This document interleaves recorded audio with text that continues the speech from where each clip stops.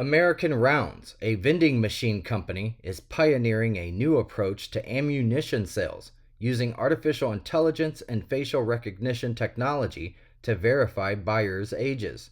This advanced method aims to ensure compliance with U.S. regulations that mandate purchasers be at least 18 to 21 years old, depending on the type of firearm ammunition. The company's machines, equipped with artificial intelligence, card scanning, and facial recognition software, verify that the person matches the identification scanned before dispensing bullets, Gizmodo has reported. Initially available in Oklahoma and Alabama, the machines faced legal scrutiny in Tuscaloosa, where one was removed due to questions about its legality, although it met zoning requirements.